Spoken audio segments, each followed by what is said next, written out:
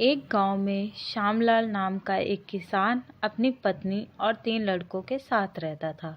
श्यामलाल खेतों में मेहनत करके अपने परिवार का पेट पालता था, लेकिन उसके 3 लड़के आलसी थे, जो गांव में वैसे ही इधर-उधर घूमते रहते थे। एक दिन श्यामलाल ने अपनी पत्नी से कहा, अरे चंदा, मुझे तो इस बात की चिंता लगी रहती है कि अभी तो मैं खेतों में काम कर रहा हूँ, लेकिन मेरे बाद इन लड़कों का क्या होगा। इन्होंने तो कभी मेहनत भी नहीं करी है, ये तो कभी खेतों में भी नहीं गए हैं। आप चिंता मत कीजिए, ये भी धीरे धीरे काम करने लगेंगे। समय बीतता गया और श्यामलाल के लड़के कोई काम नहीं करते थे। एक बार श्यामलाल बहुत बीमार पड़ गया और वह काफ़ी दिनों तक बीमार ही रहा। उसने अपनी पत्नी से कहा, अरे चंदा, जरा तीनों लड़कों को बुला कर ले आओ, मुझे उनसे कुछ ज़रूरी बात करनी है।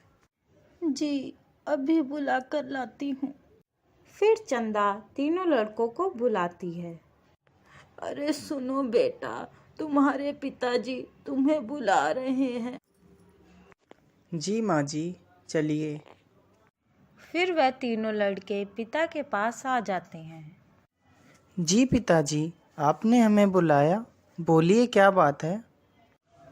सुनो बेटा, मुझे लगता है कि अब मैं ज़्यादा दिनों तक जीवित नहीं रहूँगा, इसीलिए बेटा मैं तुम लोगों को बताना चाहता हूँ कि मैंने अपने जीवन भर का कमाया हुआ धन अपने खेत के नीचे दबा रखा है। मेरे बाद तुम उसमें से खजाना निकाल कर आपस में बांट लेना। श्यामलाल की यह बात सुनकर तीनों लड़के खुश हो गए।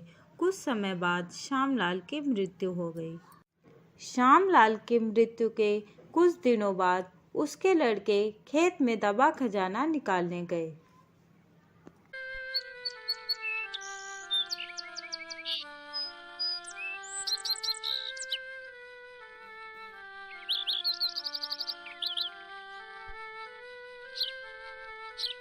उन्होंने सुबह से लेकर शाम तक सारा खेत खोद डाला, लेकिन उनको कोई भी खजाना नजर नहीं आया।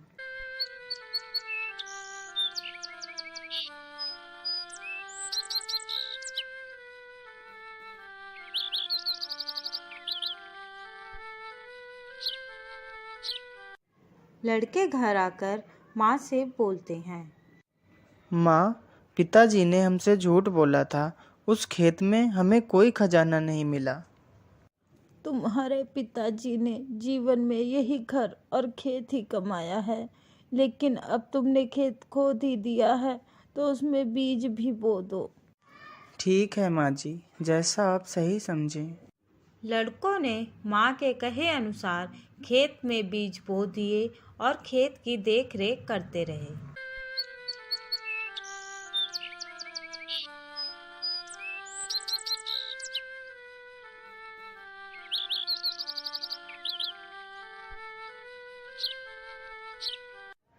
कुछ समय बाद उनके खेत में बहुत अच्छी फसल तैयार हुई।